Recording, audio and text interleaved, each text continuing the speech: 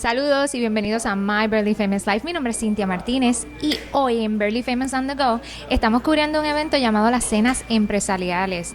Estas cenas empresariales tenemos la oportunidad de compartir con varios speakers que ahora mismo están haciendo que las cosas sucedan y nos van a ayudar a inspirar mucho para que nuestra economía de Puerto Rico y globalmente se siga moviendo. Así que vengan conmigo para que se inspiren. And we're back! And I'm very excited to be right now and interview Mike. Hi, Mike. Hi.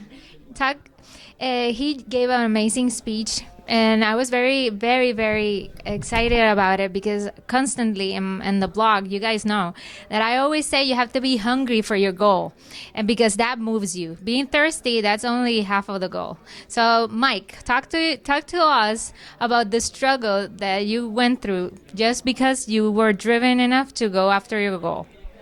Sure. Grab this here. So, the struggle, I mean, I don't want to describe it as a struggle. Okay. You know, I live in Ohio, Cleveland, Cool. My parents, fairly well off. But, when you start your business, when you're in high school, your parents you either work an hourly job and you eat your food, or your parents give you food and pay for it. And then there's a time between that and when you have a job or start your own business that they stop paying for you. So eventually my parents stopped giving me money for food when I dropped out of college. So I either had to get a job or start a business, and I was not going to get a job. Okay. So I had to use my business, had to make money. So I used that literal human motivation of needing food as a way to motivate me to go make sales and make money so I could eat food. Okay, cool.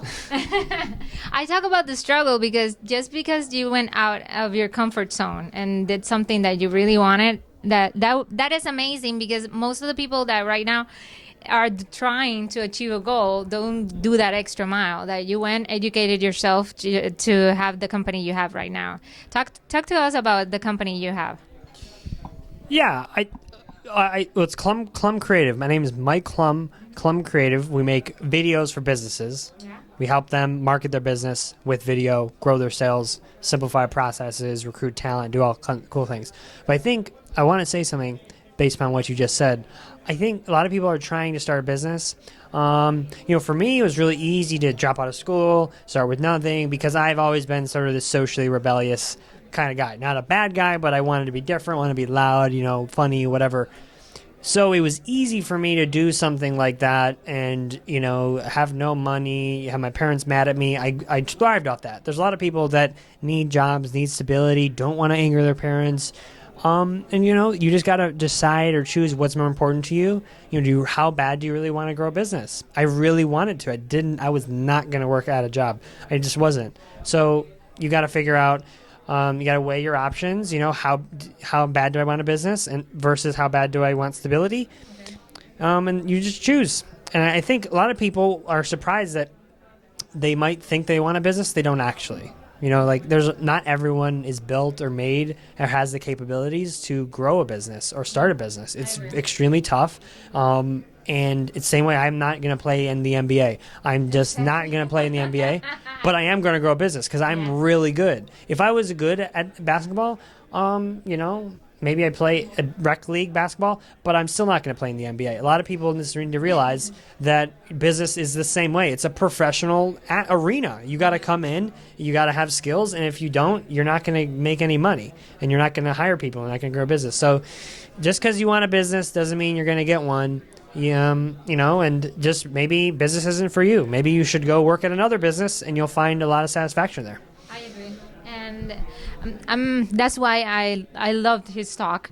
And another thing that you said that was key for me, focus on your strength. You want to focus on your strength. He had the determination to build something out of the talent and the goal that he had.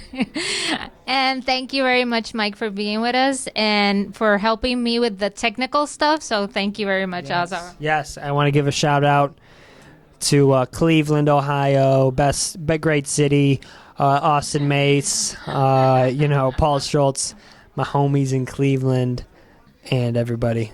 Cool. Shout out to Puerto Rico. Yay! Thank you, Mike. Bye. And right now we're with an amazing speaker. His name is Fernando. Hi, Fernando. Hi, how's it going? Very good, very good. How did you start with your company? So my company is called Patos Shoes, short for zapatos, of course, in Spanish. And it started when I was on a family trip in Argentina. We go every year because my whole extended family lives there. And every year that we go, my sister likes to buy shoes from this artisan named Rafael. So one year I just accompanied her to this artisan fair, not really thinking anything about it.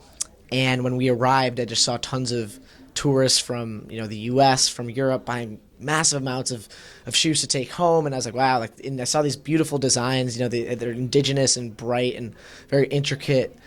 And so I was just a little drawn by the design and kind of taken aback by the fact that so many people in the United States seemed to like the shoes, but I'd never seen them before back home. And so that kind of struck a chord in my mind. But I didn't think too much of it until my sister told me that the pair of shoes that she had on at the time was the same pair that she had bought 2 years before. Wow. Okay. So then I realized, they're clearly nice quality. And again, didn't really think too much of it. But as she was buying the pairs, I started talking to the guy behind the stand, Rafael, the artisan behind the whole operation. And he told me his life story a little bit, and I was really inspired.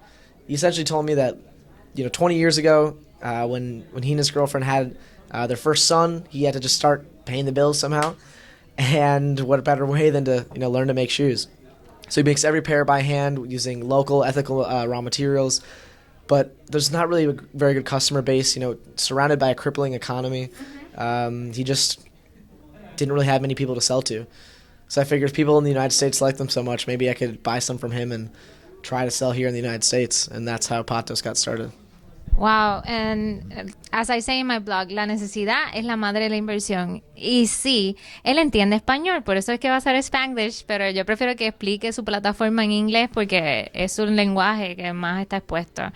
If we could talk a little bit how you started, because I started entrepreneurship selling the candy from las piñatas. When every time I went to a cumpleaños, a birthday, and I always wear a dress in that party. I hated dress as a kid, but that was the only way. When the piñata broke, I took all the candy so I can sell it to all my neighbors. And you started in a very different way, but it was more productive than selling candy. Tell us about it. So I had a pretty early start to entrepreneurship, I would say.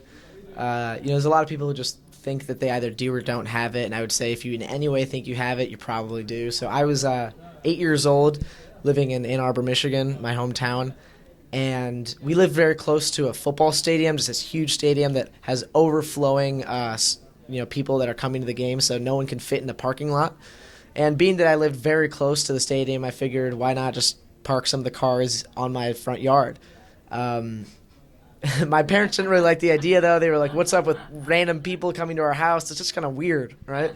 But, it's a way to make money. So they allowed me to park one car, and they said you can have $10 for the car. And I was like, okay, that's how much I charge the people. So I did that for a couple weeks. And then one week, they finally just kind of let me go outside and do it on my own. So I took the cardboard sign that I used to wave at all the cars when they were driving by the street, and I changed the little $10 to $25. And rather than parking one car, I chose to park, 8 or 9, something like that. And that was my first taste of, the grind. Yeah. I was a little kid, and I realized, if you kind of break the rules a little bit, there's a lot of money to be made and fun to be had. So yeah. That being said, you have to give that extra mile for your dreams to come true, and sometimes it's better to drive upon action than waiting and dreaming and start and not doing. Y eso es porque quiero hacer un llamado a la acción.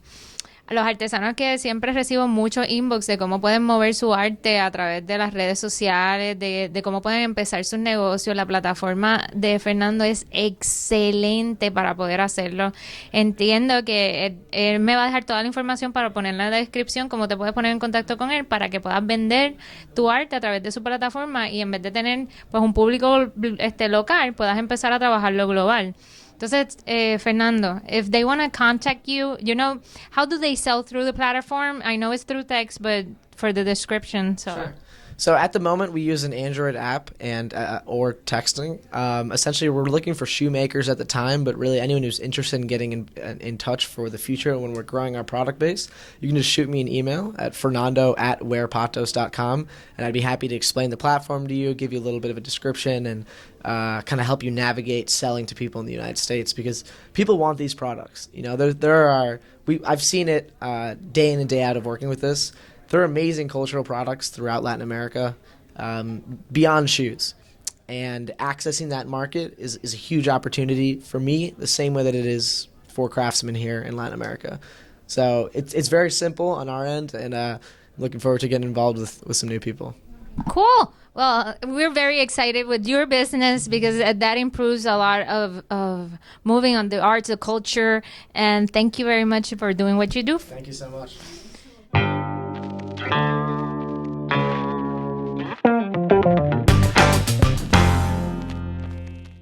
Hoy quería preguntarte, pero necesito que seas sincera conmigo. ¿Tienes problemas con la organización? ¿Necesitas saber cómo cuadrar efectivamente tu tiempo?